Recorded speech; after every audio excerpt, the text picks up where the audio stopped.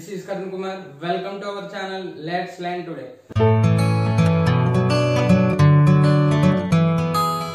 So ఈరోజు Sunday కాబట్టి 10th class topic చూద్దాం. ఓకేనా? సో లాస్ట్ క్లాస్ వరకు మనం యాక్టివిటీస్ అన్ని ఆల్మోస్ట్ ఇంపార్టెంట్ యాక్టివిటీస్ అన్ని కంప్లీట్ అయిపోయినాయి. సో ఈరోజు పిహెచ్ గురించి అలాగే పిహెచ్ స్కేల్ అంటే ఏంటి, సో ఓకే ఈ టాపిక్ చూద్దాం. సో జనరల్ గా మనకి ఇప్పుడు వరకు మనము ఒక సబ్స్టాన్స్ ని ఎసిడికా బేసికా అని దేని ద్వారా డిసైడ్ చేసాం? ఇండికేటర్స్ ద్వారా డిసైడ్ చేసాం. ఓకేనా? Indicators. So whether it is acidic or basic indicators ద్వారా చెప్పాం. సో నెక్స్ట్ వచ్చేసరికి లిట్మస్ పేపర్ ని యూజ్ చేసాం. Litmus paper. సో అంటే ఆ సబ్స్టాన్స్ ఎసిడికా బేసికా అని చెప్పాం అంతే.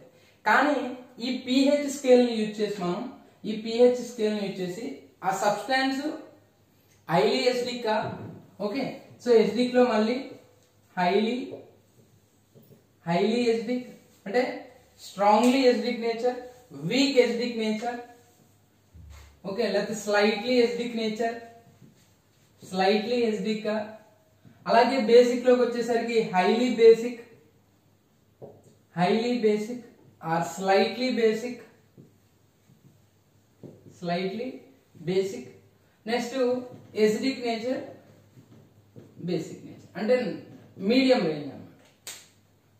ఓకే, సో మనం ఇప్పుడు వరకు ఒక సబ్స్టాన్స్ యొక్క ఎసిడిక్ బేసిక్ క్యారెక్టర్ ని డిసైడ్ చేసాం వేడి ద్వారా, ఇండికేటర్స్ ద్వారా, అలాగే లిట్మస్ పేపర్. పిహెచ్ స్కేల్ ద్వారా మనం ఏం చెప్తామంటే ఆ సబ్స్టాన్స్ హైలీ ఎసిడిక్ లేకపోతే హైలీ బేసిక్ అంటే pH scale is used for the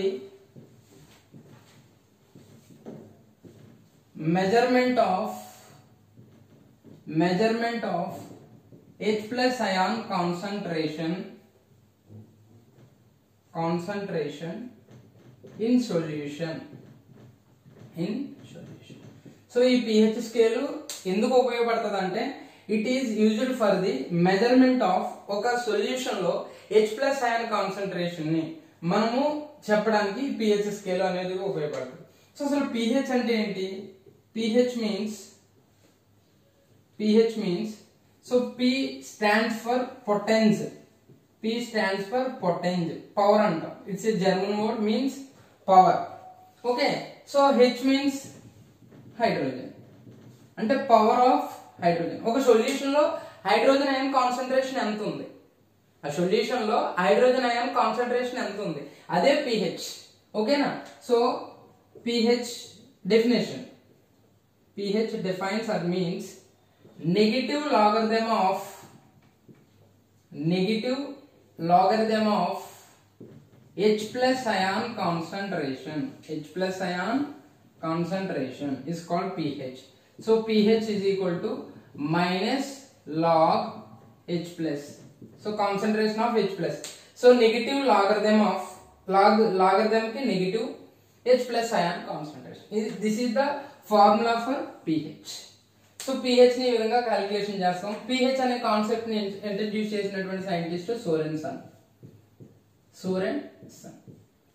okay, so pH అనే కాన్సెప్ట్ ని ఎందుకు తీసుకొచ్చాడంటే జనరల్ గా మనకి కాన్సంట్రేషన్ అనేటువంటివి 10 to the power of -4, 10 to the power of -5, 10 to the power of -8 molar, 5 molar. So ఈ విధంగా ఉంటాయి concentration, very low concentration. So ఈ నెగిటివ్ టర్మ్స్ ని పోగొట్టడానికి ఆయన పిహెచ్ అనే కాన్సెప్ట్ ని తీసుకొచ్చాడు. ఓకేనా? సో ఆ నెగిటివ్ ఆ నెంబర్స్ ని పోగొట్టడానికి పిహెచ్ కాన్సెప్ట్ ని.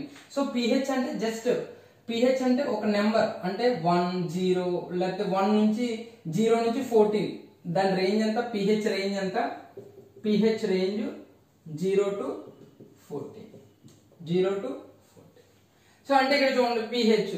సో మనకి for example 10 to the power of -4 అనుకుందాం. మైనస్ లాగ్ ఫార్ములా ఏంటి? Minus log H plus ion concentration ఎంత ఇచ్చాడు? 10 to the power of -4. Concentration of H plus ఎంత అక్కడ? 10 to the power of -4. దీన్ని pH లోకి మార్చాలి. సో అప్పుడు ఏమవుద్ది?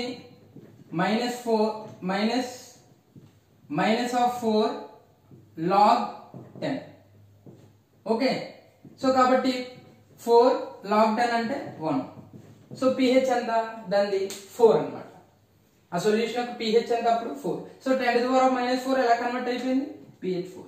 సో ఈ విధంగా ఉన్నటువంటి నెగటివ్ ఎక్స్పోనెంట్స్ ని మార్చడం కోసం ఈ pH అనే కాన్సెప్ట్ ని సోరెన్స్ అని తీసుకొచ్చాడు.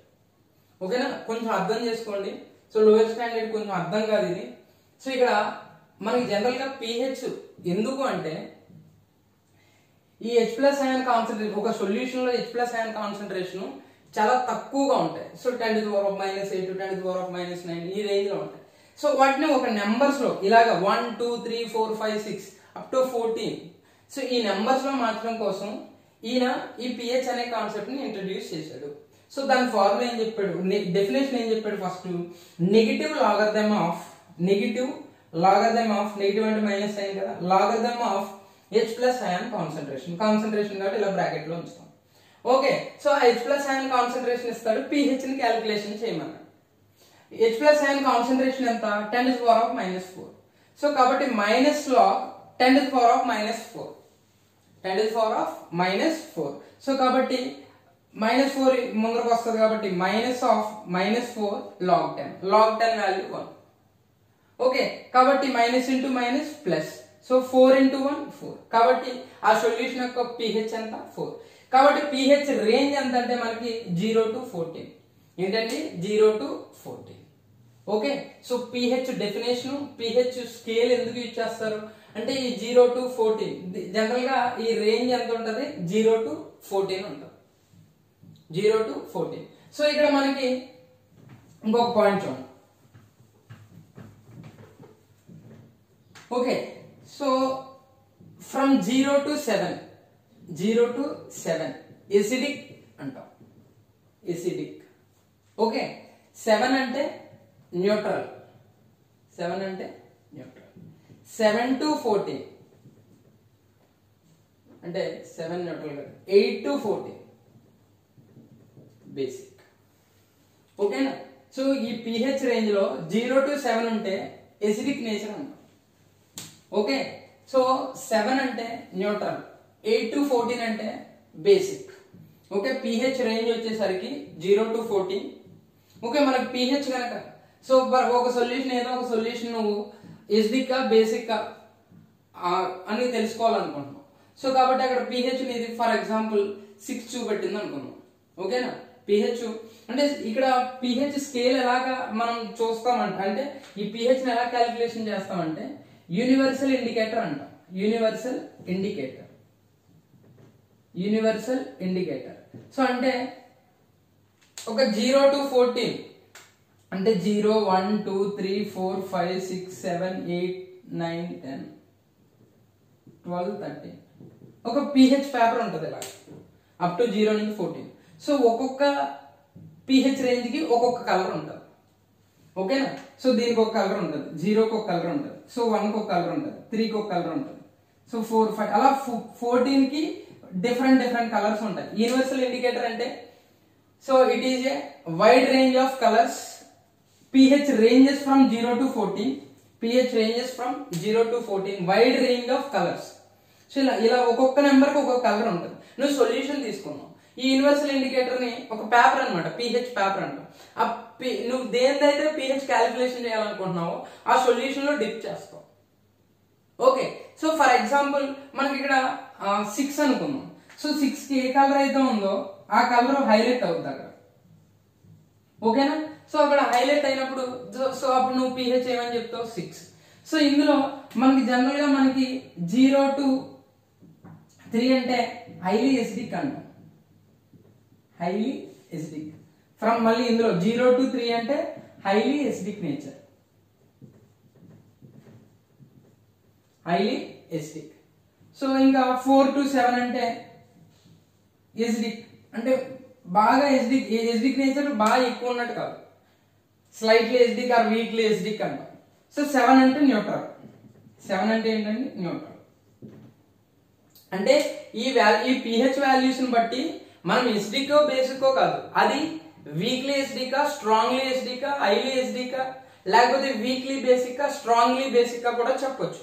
pH స్కేల్ యొక్క యూజ్ అదే. ఓకేనా pH స్కేల్ అంటే యూనివర్సల్ ఇండికేటర్ ద్వారా మనం ఆ సొల్యూషన్ యొక్క pH ని చెక్ చేస్తాం. సో దాని రేంజ్ మనకి 0 to 14 ఉంటుంది. ఒక్కొక్క pH కి ఒక్కొక్క కలర్ ఉంటుంది.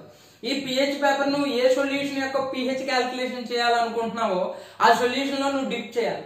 డిప్ చేయాల్సినప్పుడు ఆ సొల్యూషన్ యొక్క pH ఎంతైతే ఉందో ఆ కలర్ హైలైట్ అవుతుంది. సో అప్పుడు దాన్ని బట్టి నువ్వు హైలీ ఎసిడికా లేకపోతే న్యూట్రల్ లేకపోతే హైలీ బేసిక్ గా చెప్పొచ్చు. సో కాబట్టి 8 to 10 వీక్లీ బేసిక్ అంటాం ఆర్ లేకపోతే slightly basic. So 11 to 14 strong basic. Okay, so 0 to 14 range లో మళ్ళీ హైలీ ఎసిడిక్ ఏది న్యూట్రల్ ఏది వీక్లీ బేసిక్ ఏది స్ట్రాంగ్ బేసిక్ ఏది అర్థమైందా? సో ఇది pH గురించి జనరల్ గా ఒకసారి బ్రీఫ్ గా చెప్తున్నాను చూడండి. సో ఇప్పుడు వరకు సొల్యూషన్స్ అన్ని మనము ఓన్లీ బేసిక్ గా ఎసిడిక్ అన్నది చెప్పాం. కానీ ఈ pH స్కేల్ యూజ్ చేసి మనం వీక్లీ ఎసిడిక్ లేకపోతే స్ట్రాంగ్లీ బేసిక్ గా కూడా చెప్పొచ్చు. pH రేంజ్ ఎంత అంటే 0 to 14. ఫస్ట్ 0 to 7 అయితే ఎసిడిక్ అంటాం. 7 అయితే ఓన్లీ 7 ఉంటే న్యూట్రల్. సో 8 to 14 ఉంటే బేసిక్. అందులో మళ్ళీ హైలీ ఎసిడిక్ అంటే 0 to 3 ఎసిడిక్ లో 0 to 3 లో highly acidic, 4 to 7 acidic, 7 neutral, 8 to 10 weekly basic, 11 to 14 strong basic. So ఇది ఈ pH అనే కాన్సెప్ట్ ని ఎందుకు ఇంట్రడ్యూస్ చేశాడంటే సోరెన్సన్. సో ఈ నెగిటివ్ ఎక్స్పోనెన్స్ ని పోగొట్టడం కోసం అంటే ఒక నెంబర్స్ లో తీసుకురావడం కోసం pH వాల్యూస్ ని సోరెన్సన్ అనే అతను pH కాన్సెప్ట్ ని తీసుకొచ్చాడు. మీరు హైయర్ క్లాసెస్ లో ఇంకా ఎక్కువ చదువుకుంటారు.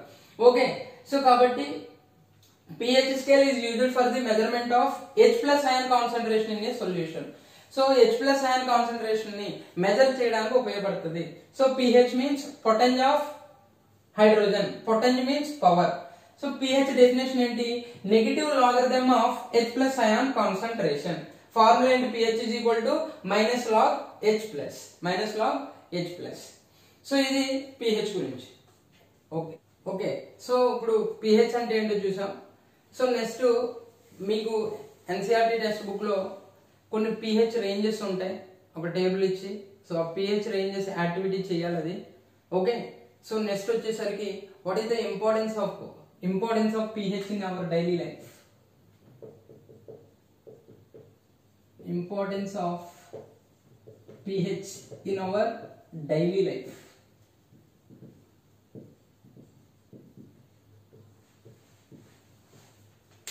జనరల్ గా ఫస్ట్ పాయింట్ ఏంటంటే అందులో ఇంపార్టెన్స్ ఆఫ్ డైలీ లైఫ్ లో మనకి జనరల్ గా plants and animals can survive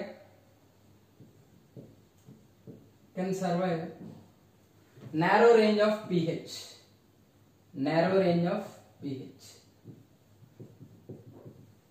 okay, for example acid rains అన్నారు కదా మీరు.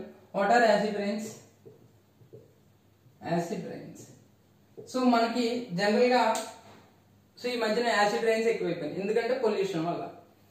సో బిలో pH 5.6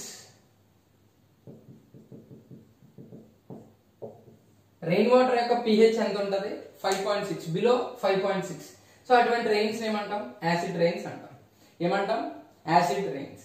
సో ఈ యాసిడ్ రైన్స్ ఎప్పుడైతే మనకు వస్తున్నాయో దానివల్ల రెయిన్ వాటర్ పడ్డది ఎక్కడికి వెళ్తుంది? పాండ్స్ లోకి, లేక్స్ లోకి, ఇట్లోకి వెళ్తుంది. సో ఎప్పుడైతే వెళ్ళిందో సో అప్పుడు ఆటోమేటిక్ గా అందులో ఈకోసిస్టమ్ అంతా దెబ్బతింటది. అంటే ఎసిడిక్ నేచర్ వచ్చేస్తుంది వాటర్ కి. Acidic nature pH acidic nature లో ఉంటే కనుక అందులో లైఫ్ అనేటువంటిది సర్వైవ్ అవ్వలేదు. సో కాబట్టి మనకి జనరల్ గా ప్లాంట్స్ అవనండి, యానిమల్స్ అవనండి చాలా తక్కువ, అంటే pH రేంజ్ ఎక్కువగా మారిపోయింది అనుకోండి. ఓకే, సో సర్వైవ్ అవ్వలేదు. కాబట్టి ఈ యాసిడ్ రైన్స్ వల్ల ఏమవుతుంది అంటే ఆ ప్లాంట్స్ అలాగే ఫిషెస్ ఇలాంటి జనరల్ గా వాటర్ లో ఉండేటువంటి ఆ లివింగ్ ఆర్గానిజమ్స్ అన్ని కూడా చనిపోయే ఛాన్సెస్ ఉంటాయి. ఎందుకంటే pH రేంజ్ అనేటువంటి తగ్గిపోతుంది, ఎసిడిక్ నేచర్ లోకి వెళ్ళిపోతుంది. ఎప్పుడైతే ఎసిడిక్ నేచర్ లోకి వెళ్ళిపోయిందో సర్వైవ్ అవ్వలేదు. ఓకేనా? సో కాబట్టి first point, plants and animals can survive narrow range of pH ఎక్కువగా మారిపోతే కనుక, బాగా తగ్గిపోతే కనుక ప్లాంట్స్ కానీ యానిమల్స్ కానీ సర్వైవ్ అవ్వలేవు. So okay, so next point వచ్చేసి okay, so pH causes tooth decay. So మనకి జనరల్ గా ఆ టీత్స్ అన్ని కూడా కాల్షియం ఫాస్ఫేట్ తో తయారవుతాయి. సో అందుకే మనకి మొత్తం బాడీలో స్ట్రాంగెస్ట్ ఏంటంటే టీత్. ఓకేనా? సో కాల్షియం ఫాస్ఫేట్ ఎప్పుడైతే నువ్వు జనరల్ గా కాల్షియం ఫాస్ఫేట్ డ్యామేజ్ అవ్వదు. అలా కాకుండా pH రేంజ్ అనేటువంటిది బిలో 5. నీ మౌత్ లో బిలో 5.5 వెళ్ళిపోయినప్పుడు ఏమవుతుందంటే ఆటోమేటిక్గా అంటే నువ్వు స్వీట్స్ కానీ ఏమన్నా తిన్నప్పుడు నీట్ గా కడుక్కోకపోతే స్వీట్స్ అంటే జనరల్ గా మనకి ఆ షుగర్స్ ప్రొడ్యూస్ అయిపోయి యాసిడ్స్ రిలీజ్ అయిపోయి pH లెవెల్స్ అనేటువంటి తగ్గిపోతాయి. సో అప్పుడు ఏమవుతుందంటే యాసిడిక్ నేచర్ ఈ కాల్షియం ఫాస్ఫేట్ డ్యామేజ్ అయిపోతుంది. ఓకేనా? జనరల్ గా అవ్వదు. సో pH ఎప్పుడైతే బిలో 5.5 వెళ్ళిపోయిందో అప్పుడు ఆటోమేటిక్ గా ఆ కాల్షియం ఫాస్ఫేట్ అనేటువంటిది పాడైపోతుంది. అందువల్ల మనకి టీత్స్ అనేటువంటివి పాడైపోవడం జరుగుతుంది. అక్కడ రీజన్ ఏంటి? pH. ఓకేనా? pH అనేటువంటిది 5.5 కంటే తగ్గిపోతుంది. అప్పుడు ఏం చేస్తామంటే మనం టూత్ పేస్ట్ తో జనరల్ గా మనకి అన్ని ఏమన్నా స్వీట్స్ ఇట్లాంటి చాక్లెట్స్ కానీ ఇలాంటివి తిన్నప్పుడు టూత్ పేస్ట్ చేస్తాం. టూత్ పేస్ట్ ఏంటంటే బేస్ అనమాట. ఓకేనా? సో అప్పుడు ఆటోమేటిక్ గా ఎసిడిక్ నేచర్ పోతుంది, pH నార్మల్ లెవెల్ కి వస్తుంది. సో అందువల్ల మనం ఏం చేయాలంటే pH causes tooth decay. So first point ఏంటి? Plants and animals can survive narrow range of pH. So acid range గురించి మాట్లాడుకున్నాం. సెకండ్ పాయింట్ వచ్చేసరికి pH కాజెస్ టూత్ డికే. అలాగే pH third point pH influences on our digestive system also. Digestive system మనకి ఏదైనా తిన్న తర్వాత మనకి అంటే అది ఏమవ్వాలి? డైజెస్ట్ అవ్వాలంటే HCl సెక్రెట్ అవుతుంది. లో అమౌంట్ ఆఫ్ HCl సెక్రెట్ అవుతుంది. సో అప్పుడు ఆటోమేటిక్ గా మనకి ఏమవుతుందంటే మనం తిన్నది డైజెస్ట్ అవుతుంది.